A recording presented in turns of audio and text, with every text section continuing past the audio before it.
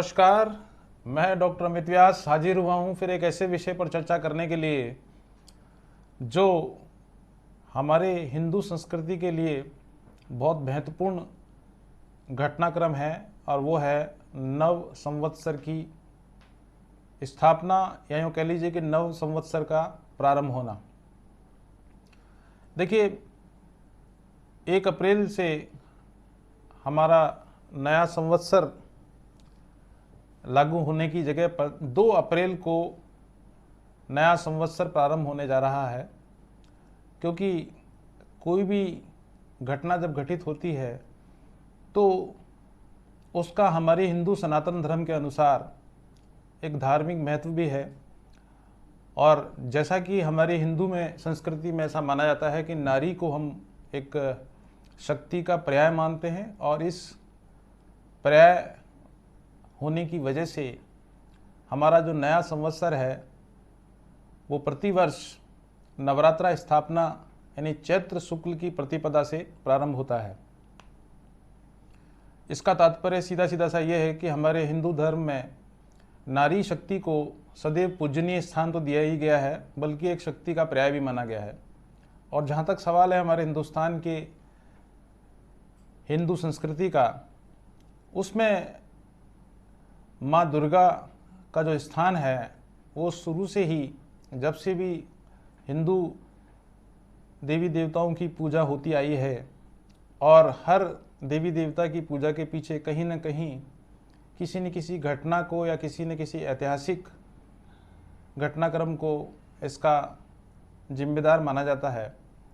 तो ऐसी स्थिति में चैत्र शुक्ल की जो प्रतिपदा है वो 2 अप्रैल 2022 को प्रातः 11:58 तक रहेगी। इसका सीधा सा तात्पर्य यह हुआ कि कल नवरात्रा स्थापना, जो कि 2 अप्रैल 2022 को दिन शनिवार के दिन तय हुई है, उसमें किस प्रकार से पूजा की जानी चाहिए और विभिन्न राशि वाले व्यक्तियों के द्वारा इन 9 दिनों में ऐसे कौन सी पूजा, ऐसे कौन से प्रयोग किए जाने चाहिए जिससे इस नए संवत्सर से लेके जब तक कि यह संवत्सर ख़त्म नहीं हो जाता तब तक हमारे जीवन में एक खुशहाली बनी रहे, आर्थिक रूप से संपन्नता बनी रहे, परिवार में किसी भी प्रकार का कोई अनिष्ट नहीं होवे। तो उसके लिए मैं आपके सामने ये वीडियो लेकर उपस्थित हुआ हूँ। कल जो पूजा का समय है, या यूँ कह लीजिए घट स्थापना का जो समय है, वो 8:29 से प्रारंभ होगा, और शुभ का चूँकि चौगड़िया 7:53 से लेकर 8:29 तक है। अभिजीत जो मुहूर्त है वो 12:06 से लेकर 12:54 तक का रहेगा। और अगर जो व्यक्ति द्विस्वभाव लग्न में पूजा करना चाहते हैं वो प्रातः 6:21 से लेकर 6:54 तक, और 8:32 से लेकर प्रातः 10:29 तक घट स्थापना कर सकते हैं। पर चूँकि अभिजीत मुहूर्त को सबसे सर्वश्रेष्ठ मुहूर्त के रूप में हम मानते हैं, तो ऐसी स्थिति में घट स्थापना, या यूँ कह लीजिए कि चैत्र शुक्ल की प्रतिपदा खत्म होने के बावजूद भी अगर हम घट स्थापना अभिजीत मुहूर्त में करेंगे तो निश्चित मान के चलिए कि जहाँ एक और हमारे जीवन में खुशहाली आएगी, वहीं दुखों का, कष्टों का और शारीरिक विकारों का अंत भी होगा। तो सबसे पहले बात करते हैं कि देवी की जो घट स्थापना की जाती है उस दिन से लेकर और राम नवमी तक, यानी कि नवमी तिथि तक, किस प्रकार से विभिन्न राशि वाले व्यक्तियों को क्या क्या उपयोग या प्रयोग किए जाने चाहिए। सबसे पहले बात करते हैं मेष राशि वालों की। देखिए, मेष राशि वालों के लिए नवरात्रा में 2 प्रयोग करना अत्यंत श्रेयस्कर रहेगा।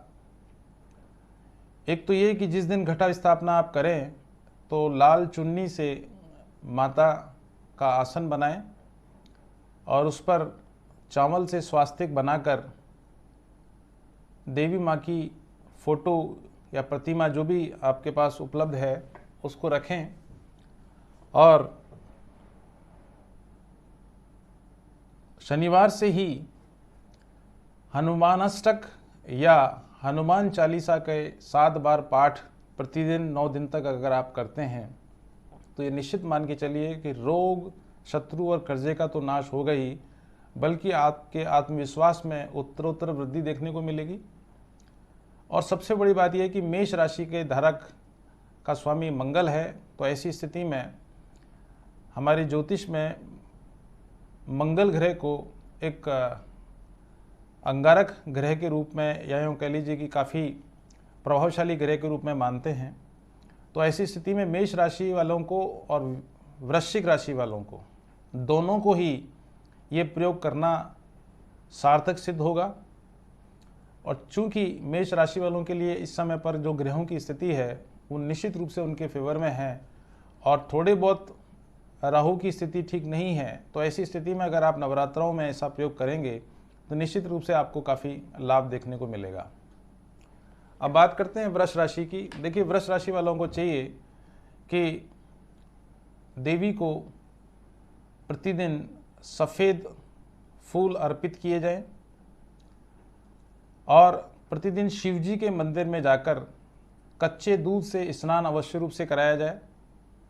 और जब अपने घर पर आने के पश्चात आप देवी दुर्गा चालीसा के पाठ 11 बार करें प्रतिदिन, और उसके बाद अगर हो सके तो एक हवन भी आप कर सकते हैं। अब बात करते हैं मिथुन राशि वालों की। देखिए, मिथुन राशि वाले व्यक्तियों के लिए ये 9 दिन काफ़ी विशेष रूप से प्रभावशाली भूमिका अदा करेंगे। अगर आप गणेश जी को प्रतिदिन दूर्वा अर्पित करें, माँ दुर्गा के सम्मुख लड्डू का भोग लगाएं और गणेश अथर्वशीष तथा गणेश चालीसा के पाठ के साथ साथ देवी सूक्त के पाठ भी आप करें, तो ये मान के चलिए कि आपके जो भी रुके हुए कार्य हैं वो आसानी से संपन्न होंगे। घर में शारीरिक कष्ट या मानसिक जो व्याधियां हैं उनका अवश्य रूप से होगा। अब बात करते हैं कर्क राशि वालों की। देखिए, कर्क राशि वाले व्यक्तियों के लिए इन 9 दिनों में आपको शिवजी की तो उपासना करनी ही है। सुबह आप रुद्राष्टक का पाठ करें और शाम को हनुमान चालीसा का पाठ करें, तो आप ये निश्चित मान के चलिए कि कर्क राशि वालों के लिए राहु और शनि का जो दुष्प्रभाव थोड़ा बहुत उनको फेस करना पड़ रहा है उसमें तो कमी आएगी, बल्कि उनके भाग्य उन्नति में जो बाधा आ रही है वो भी दूर होगी, भाग्य उदय होगा और नौकरी में भी आपको आशातीत सफलता अवश्य रूप से प्राप्त होगी। अब बात करते हैं सिंह राशि की। देखिए, सिंह राशि वाले व्यक्तियों के लिए इन 9 दुर्गा के दिन यानी 9 दिनों में आपको 2 प्रयोग विशेष रूप से करने हैं।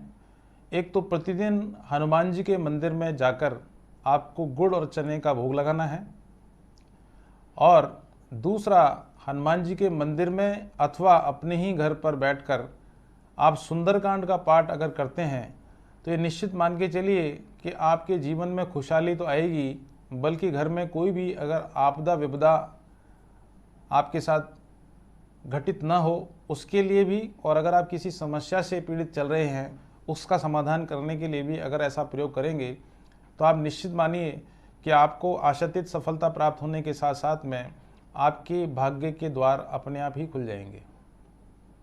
अब बात करते हैं कन्या राशि की। देखिए, कन्या राशि वाले व्यक्तियों के लिए इस 9 दिनों के पर्व में आपको चाहिए कि माँ दुर्गा के सामने दुर्गा चालीसा का तो पाठ करें ही प्रतिदिन, बल्कि 9 दिन लगातार यानी कि 2400 घंटे आप घी का दीपक अवश्य रूप से प्रज्वलित करें और समय समय पर आप उसको देखते भी रहें, जिससे कि आपकी घर में कोई भी आदि व्याधि आपके गृह में प्रवेश न कर सके। घर में अगर कोई पीड़ा है या कोई कष्ट आपको अगर चल रहा है तो आप निश्चित मान के चलिए कि ऐसा करने से आपको चमत्कारिक लाभ तो प्राप्त होंगे ही, बल्कि आपके आत्मविश्वास में बढ़ोतरी देखने को मिलेगी और परिवार में खुशहाली का माहौल भी निश्चित रूप से देखने को मिलेगा। और एक दूसरा प्रयोग आप कन्या राशि वालों को करना चाहिए, वो है कि आप गणेश जी को गुड़ का भोग अवश्य रूप से लगाएं इन 9 दिनों में, और माँ दुर्गा के सम्मुख प्रतिदिन गुलाब के फूल की माला अवश्य रूप से अर्पित करें, तो आप निश्चित मानिए कि चलिए कि आपकी मनोकामनाओं की प्राप्ति अवश्य रूप से होगी। अब बात करते हैं तुला राशि की। देखिए, तुला राशि वाले व्यक्तियों के लिए ये 9 दिनों का जो पर्व है वो काफ़ी आशातीत सफलताओं को प्राप्त कराने में सहायक सिद्ध होगा। साथ ही अगर आप ये 2 प्रयोग करेंगे तो आपको निश्चित मान के चलिए कि काफ़ी चमत्कारिक लाभ देखने को मिलेंगे। पहला प्रयोग तो करना है, आपको प्रतिदिन हनुमान जी के मंदिर में जाकर सरसों के तेल का दीपक जलाना है और वहाँ बैठकर 2 लड्डू और थोड़ा सा गुड़ अगर आप हनुमान जी के सम्मुख प्रस्तुत करते हैं या उनको चढ़ाते हैं तो आपके मनोकामनाओं की तो प्राप्ति होगी ही। और अगर आप नौकरी के लिए प्रयासरत हैं या व्यवसाय को लेकर परेशानियों से ग्रस्त हैं तो ये प्रयोग आपके लिए काफ़ी चमत्कारिक लाभ प्रदान करेगा। और दूसरा उपाय है तुला राशि वालों के लिए कि वे 9 दिन लगातार अधिक से अधिक सफ़ेद वस्त्रों का चयन करते हुए अपने परिधान में उसे इस्तेमाल करें और माँ दुर्गा के सम्मुख गुलाब का इत्र अवश्य रूप से समर्पित करें या उन्हें चढ़ाएं। तो आपके पारिवारिक जो असमंजस्य की स्थिति है उसमें सुधार आएगा, वैवाहिक जीवन में भी उत्तरोत्तर वृद्धि होगी और शनि के ढैया का दुष्प्रभाव भी कम देखने को मिलेगा। अब बात करते हैं वृश्चिक राशि वालों की। देखिए, वृश्चिक राशि वालों के लिए चाहिए कि इन 9 दिनों में, यानी कल जब नवरात्रा स्थापना होगी, तो आप एक पचरंगा झंडा अवश्य रूप से बाजार से क्रय करके लाएं और उसे माता के सम्मुख रख दीजिए। और जब पूरे 9 दिन समाप्त हो जाएं, उसके बाद उस पचरंगे झंडे को अपने मकान के दक्षिण पश्चिम वाले स्थान पर अवश्य रूप से लगा दें, जिससे कि आपके मकान के वास्तु दोषों की तो दूरी होगी ही, बल्कि आपके परिवार में किसी भी प्रकार का अनिष्ट नहीं होगा। और दूसरी बात, रोग, शत्रु और कर्जे में काफ़ी हद तक कमी देखने को मिलेगी। और दूसरा उपाय करना है कि वृश्चिक राशि वालों को चाहिए कि वो सुबह और शाम, यानी 5 हनुमान चालीसा सुबह और 5 हनुमान चालीसा का पाठ शाम को घी का दीपक जलाकर अवश्य रूप से करें। तो आपके घर में सुख समृद्धि तो होगी, बल्कि कोई शुभ मांगलिक कार्य जो कई दिनों से अटके पड़े हुए हैं उनके संभावित होने के काफ़ी प्रबल योग बनेंगे। अब बात करते हैं धनु राशि की। धनु राशि वाले व्यक्तियों को चाहिए कि इन 9 दिनों में देवी की तो पूजा आपको करनी ही है, पर प्रतिदिन यानी सुबह और शाम राम रक्षा स्तोत्र का पाठ करना है। और इन 9 दिनों में जो मंगलवार और शनिवार रहेंगे उस दिन आपको हनुमान जी के मंदिर में जाकर एक घी का दीपक जलाना है और गुड़ और चने का भोग अवश्य रूप से हनुमान जी को लगाएं। तो निश्चित मान के चलिए कि दुर्गा की जो अनुकंपा है वो आपको प्राप्त तो होगी ही, साथ में अगर आपकी कुंडली में कोई मंगलिक दोष है या काल सर्पियों का कोई दोष चल रहा है उसको निपटाने में भी आपको काफ़ी सफलता प्राप्त होगी। और दूसरा उपचार आपको करना है कि कोशिश आप ये करें कि अपने भोजन में मिश्री का प्रयोग अवश्य रूप से करें, जिससे कि आपकी शारीरिक व्याधि में तो कमी आएगी ही, साथ में शनि की 7.5 का दुष्प्रभाव भी कम देखने को मिलेगा। अब बात करते हैं मकर राशि की। देखिए, मकर राशि वाले व्यक्तियों की शनि की 7.5 तो चल ही रही है, और अगर आप इस 9 दुर्गा में ये 2 प्रयोग करेंगे तो निश्चित मान के चलना कि आपके भाग्य उदय अवश्य रूप से होगा। पहला उपाय तो है कि आपको अपने घर में 9 दिनों तक लगातार या तो घी का दीपक आप जलाएं या सरसों के तेल का दीपक 24 घंटे अपने घर में जला के रखें, जिससे घर में जो भी नेगेटिव एनर्जी होगी उसका तो समापन करने में आपको सहायता प्राप्त होगी। अगर घर में कोई शारीरिक कष्ट है या रोग या शत्रु से आप घिरे हुए हैं या मानसिक परेशानियां आपको परेशान करनी है तो उसमें ये काफ़ी आशातीत सफलताएं आपको प्रदान करेगा। और दूसरा, मकर राशि वालों को जो उपाय करना वो ये है कि आप प्रतिदिन दुर्गा सप्तशती का पाठ आपको करना है। और ऐसा करने से जहां शनि के 7.5 का दुष्प्रभाव तो कम देखने को मिलेगा ही, बल्कि आपके घर में शुभ मांगलिक कार्य भी अवश्य रूप से सिद्ध हो पाएंगे। अब बात करते हैं कुंभ राशि वालों की। देखिए, कुंभ राशि वाले व्यक्तियों को इन नौ दुर्गा के दिनों में 2 प्रयोग विशेष रूप से करने हैं। पहला प्रयोग तो ये करना है कि घट स्थापना करने के साथ साथ में आपको ज्वारे अवश्य रूप से बोने हैं। जब वो 9 दिन ख़त्म हो जाएं, उन ज्वारों को निकाल कर उसका कुछ हिस्सा, थोड़ा बहुत हिस्सा जो है वो अपनी तिजोरी में या अपनी गुल्लक में अवश्य रूप से रखें, और उसका कुछ हिस्सा जो है अपने मंदिर में ही मोली में बांधकर अवश्य रूप से रखें, जिससे कि आपके घर में कोई भी वास्तु दोष होगा तो उसको दूर करने में तो आपको सफलता प्राप्त होगी, बल्कि शनि के 7.5 का दुष्प्रभाव भी कम देखने को मिलेगा। और दूसरा उपाय जो कुंभ राशि वालों को करना है वो ये कि आप हर शनिवार और मंगलवार को, यानी इन 9 दिनों में जितने भी मंगलवार शनिवार पड़ेंगे, उसमें आपको हनुमान जी के मंदिर में जाकर सुंदरकांड का पाठ अवश्य रूप से करना है। मगर ये समय जो रहेगा वो समय शाम का ही रहेगा। ऐसा करने से आप शनि की 7.5 के तो दुष्प्रभावों को कम करेंगे ही, बल्कि अपने आने वाले भाग्य उदय करने में भी आपको इसकी सहायता आपको प्राप्त होगी। और आखिर में बात करते हैं मीन राशि की। देखिए, मीन राशि वाले व्यक्तियों के लिए अपने जीवन में सुखद परिणाम प्राप्त करने के लिए, कष्टों में कमी करने के लिए 2 उपाय अवश्य रूप से करें। इन 9 दुर्गाओं के दिन आप शिव जी के मंदिर जाएं, गंगा जल से शिवलिंग पर उनको स्नान कराएं। उसके उपरांत आपको दूध और दही से शिवलिंग को स्नान कराना है। और आखिर में आपको खस का इत्र शिवलिंग के ऊपर लगाना चाहिए।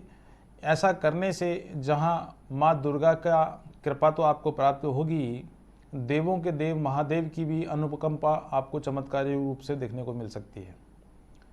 और दूसरा उपाय जो करना है मीन राशि वालों को, वो करना है कि आप सुबह शिव जी के मंदिर तो जाएं, वहाँ रुद्राष्टक का पाठ करें, और शाम को हनुमान जी के मंदिर अवश्य रूप से जाएं और वहाँ जाकर 5 हनुमान चालीसा के पाठ करें और घी का दीपक अवश्य रूप से जलाएं।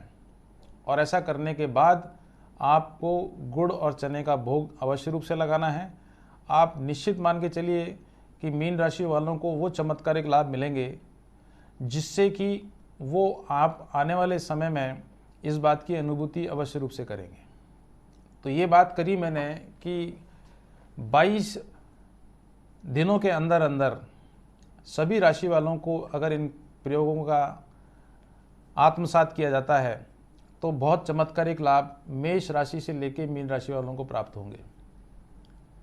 आप सभी को नए संवत्सर की हार्दिक शुभकामनाएं और नवरात्रों का आगाज जो हुआ है उसके लिए भी आप सभी को बधाइयाँ। जय माता दी, जय श्री राम और जय बजरंगबली। राम सिया राम जय जय राम।